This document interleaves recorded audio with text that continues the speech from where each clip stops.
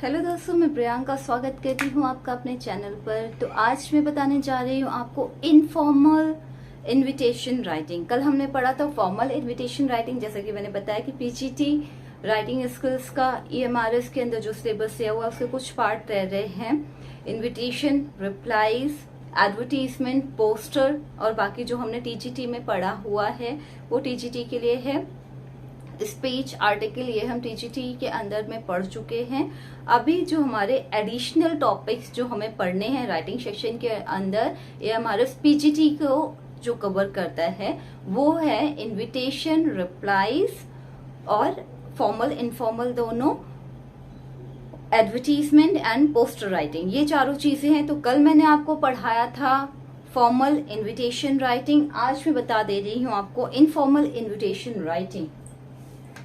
तो देखिए, informal invitation writing क्या, इनफॉर्मल जैसे हम लेटर्स की बात करते थे, इनफॉर्मल जब हम राइट करते हैं कोई चीज तो उसमें क्या है, उसमें हम लैंग्वेज का बहुत ज्यादा ध्यान नहीं रखते, मतलब प्रोफेशनलिज्म का ध्यान नहीं रखते। ठीक है, डिटेल्स देनी होती है उनको, लेकिन ऐसे एक पर्सनल लेवल पे बात करते हुए जो टर्म्स हम यूज करते हैं, सर, मैडम, ये सभी चीजें नहीं यूज करेंगे। ठीक है, तो देख लेते हैं फॉर्मेट। देखो, अब उसमें रिसीवर, डिटेल, सब्जेक्ट, ये चीजें मेंशन करने की जरूरत नहीं है। पर्सनल इनफॉर्मल किसको भेजोगे आप? अपने रिलेटिव्स को, फ्रेंड्स को, जिससे पर्सनल रिलेशंस होंगे उनको। ठीक है, ऑफिशियल लेवल पे तो नहीं भेजा जाएगा इनफॉर्मल लेटर। तो इनफॉर्मल में क्या है, जहाँ पे आपका पर्सनल और क्लोज टर्म्स की बात होती है, रिलेशंस की बात होती है, वहां पर तो वहां पर आप मेंशन करेंगे। ये एक लेआउट मैंने बना दिया है। सेंडर डिटेल, सेंडर डिटेल में क्या है, सेंडर, ये देखो एक फॉर्मेट है, ये मैंने तैयार किया हुआ है। ये आपको एग्जाम्पल है, इसके ऊपर बर्थडे पार्टी, आपकी बर्थडे पार्टी है और आप उसके ऊपर अपने फ्रेंड्स को या किसी भी रिलेटिव को इनवाइट कर रहे हो। ठीक है, तो सेंडर डिटेल, सेंडर डिटेल आपका यहाँ पर आ जाएगा एड्रेस, एड्रेस और डेट। ये वो डेट होगी, ठीक है, जिस दिन आप उस लेटर को, इनविटेशन को भेज रहे हो। क्योंकि जैसे मैंने यहाँ पर 20 अक्टूबर लिखा हुआ है, कौन सी डेट है, बर्थडे पार्टी की, मीन्स आपका बर्थडे है 20 अक्टूबर को। तो 20 अक्टूबर को आपका बर्थडे है, तो ये डेट उससे कुछ दिन पहले की ही लेकर के चलना। ठीक है, उसे कुछ दिन पहले की ही लेकर के चलना। कुछ दिन पहले आप किसी को इनवाइट करेंगे ना, ये नहीं कि एक पूरा मंथ उठा करके पूरे मंथ पहले किसी को बोल दिया। तो जो भी आपका इवेंट है, जो भी ओकेशन है, उसकी जो डेट है ना, उससे रिलेटेड डेट, मंथ, उसको ही एड्रेस कराएंगे आप यहाँ पर। ठीक है, तो मैं कोई भी डेट अगर 15 अक्टूबर ले लेती हूँ या 18 अक्टूबर ले लेती हूँ। ठीक है,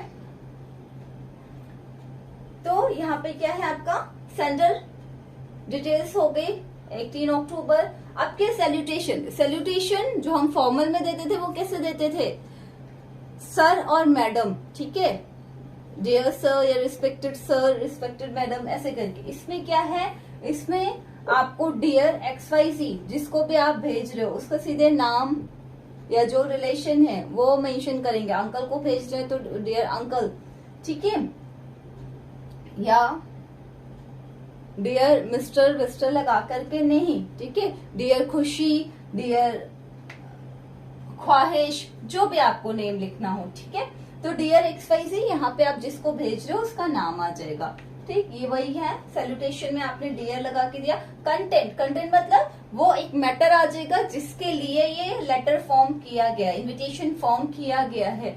अब किस लिए किया गया, बर्थडे पार्टी के लिए। सब्जेक्ट लिखने की जरूरत नहीं, यहाँ पे मैंने कुछ गाइडलाइंस लिखी हुई है जो कि इनफॉर्मल में फॉलो करनी है। क्या, always use I, we, you, मतलब फर्स्ट और सेकंड पर्सन प्रोनाउन यूज करेंगे, थर्ड पर्सन प्रोनाउन नहीं यूज करेंगे। ठीक है, पर्सनल लैंग्वेज यूज करेंगे, पर्सनल टोन आनी चाहिए आपकी। ठीक, और no subject required, subject line की कोई भी रिक्वायरमेंट नहीं होती है। तो देखते हैं कंटेंट। जैसे अब आप उसको बर्थडे पार्टी में बुला रहे हो तो आपको उसको बुलाने में खुशी है ना, तो अगर आपको नहीं आती, इंग्लिश नहीं बना सकते, तो कम से कम ये ना फॉर्मेट याद कर लेना।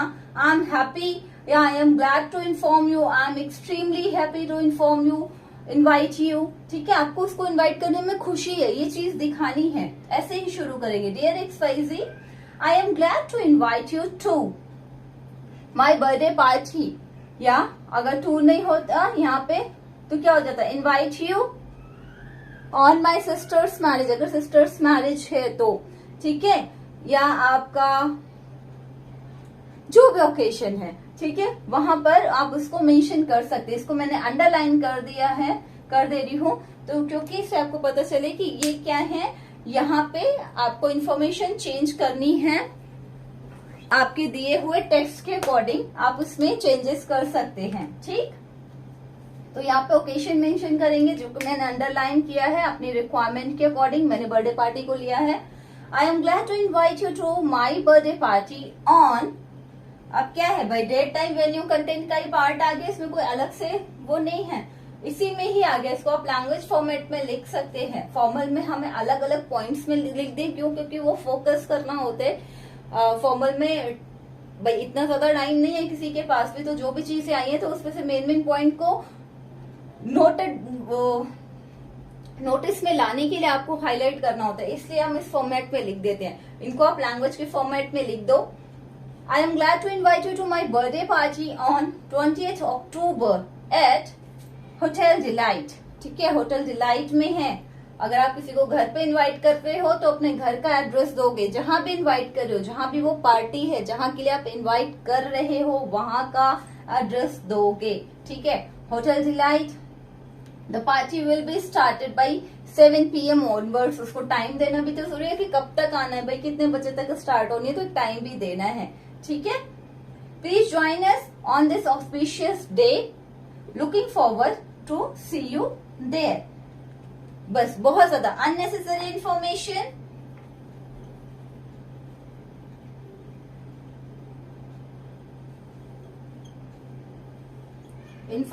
नहीं देनी है कि हाँ और बताओ, ये सब चीजें यहाँ नहीं लिखनी, ठीक है। माना कि आपको इनफॉर्मल टोन में बात करनी है, लेकिन अपने सब्जेक्ट से रिलेटेड, कि आप उसको बर्थडे पार्टी के लिए इनवाइट कर रहे हो तो उसमें बर्थडे पार्टी के ही लिए आपको बोलना है कि please join us on this auspicious day, हमारे इस खुशी के दिन में शामिल हो, हमें ज्वाइन करो, looking forward to see you, वहां पर मिलते हैं, मैं तुम्हारा वहां इंतजार करूंगा, या जो भी है, ठीक है। तो ये एक छोटा सा फॉर्मेट है, इसको रट लीजिए। ये लाइन आप किसी भी जो आपका हॉलीडे है, जो ऑस्पिशियस डे है, ठीक है, उस दिन आप किसी को इनवाइट कर रहे हो तो ये लाइन हर जगह लिख सकते हो, नहीं चेंज होने वाली। उनकी प्रेजेंस को आप एक्सपेक्ट कर रहे हो तो ये लाइन भी आप लिख सकते हो, नहीं चेंज होने वाली। नहीं आता है, इनको रट लो, पूरा रट लो। अगर नहीं बना सकते तो पूरा रट लो। सिर्फ आपको अपना 3 जगह चेंजेस करने हैं ये डे टाइम वेन्यू वाले पार्ट में, बस। इनफॉर्मल इतना इजी है। कोई एड्रेस अगर आपको क्वेश्चन मिलता है उसमें दिया हुआ है कोई नाम कोई एड्रेस, तो वो वाला पुट करना, नहीं तो अपने मन से कोई भी एक इमेजिनरी एड्रेस लिख सकते हैं, ठीक है। कोई भी एक इमेजिनरी एड्रेस लिख सकते हैं। डेट कोई भी अपने मन में रखो, बस ये ध्यान रखना कि जो ओकेशन की डेट है और जिस समय आप वो लेटर सेंड कर रहे हो वो डेट नियर बाय की होनी चाहिए, कुछ दिन पहले ही की ही होनी चाहिए, ठीक है, जो सेंडिंग डेट है। तो ये ध्यान रखना बस। बाकी और कुछ भी ध्यान रखने की जरूरत नहीं है। अगर कुछ नहीं कर सकते तो बस इतना ही करना है आपको, और कुछ भी नहीं करना है।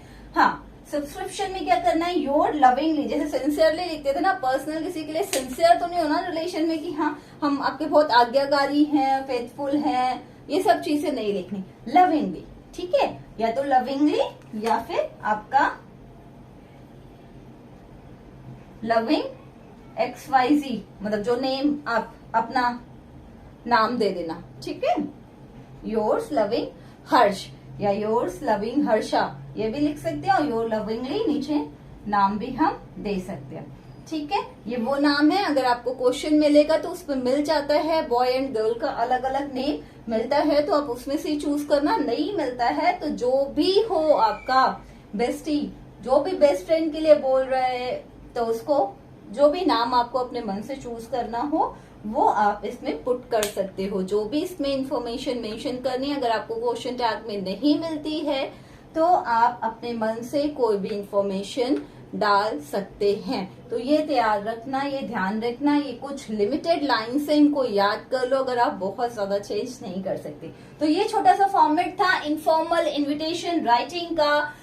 कल मिलूंगी नए टॉपिक के साथ में इसी फॉर्मेट को। अब भाई इनविटेशन भेज दिया, आज मैं इनविटेशन भेज रही हूँ, किसको किसको एक्सेप्ट है किसको रिजेक्ट है ये हम जानेंगे कल के वीडियो में। मीन्स इसका रिप्लाई, ठीक है, इनविटेशन का रिप्लाई या तो कुछ लोगों को ये एक्सेप्ट होगा, कुछ लोगों को इसको रिफ्यूज करना होगा। तो एक्सेप्टेंस और रिफ्यूजल ये दोनों ही जानेंगे हम कल ऑन सेम पैटर्न। ठीक है, वीडियो पसंद आया तो लाइक करें, शेयर करें, सब्सक्राइब करें, नोटिफिकेशन ऑन करना नहीं भूले।